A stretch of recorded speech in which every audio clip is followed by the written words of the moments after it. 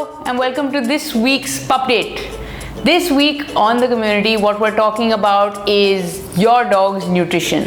If you've been confused about what your dog really needs to eat and how you can make sure that they're getting the right nutrition, this is a webinar you absolutely must attend.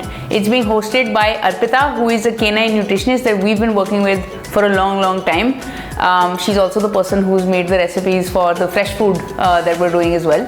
So if you want to understand what exactly goes into your dog getting the right nutrition, make sure you're signing up for this webinar through the Sploot app. We'll discuss everything from macros to micros to whether supplements are required and how your dog's nutrition actually changes based on what stage of life they're in, right? So they need different calories when they're puppies to when they're teenagers, when they're adults, when they're seniors as well. So if you want the lowdown on all of that, make sure you're signing up for this webinar.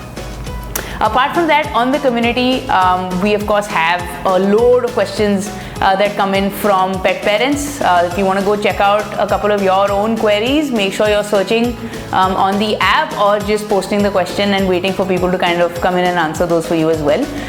This question here is what we've been tracking on the community this last week. The question is pretty common, right? Is chapati safe for my dogs?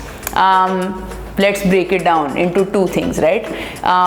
The form chapati is not a problem. You can give any type of, you can give chapatis to your dog. But the problem usually comes in when you're using wheat to make the chapati, which is not always something that dogs can easily digest, right? So if you switch out the wheat for something like jowar or any other coarse grain, that actually is a lot more beneficial for dogs.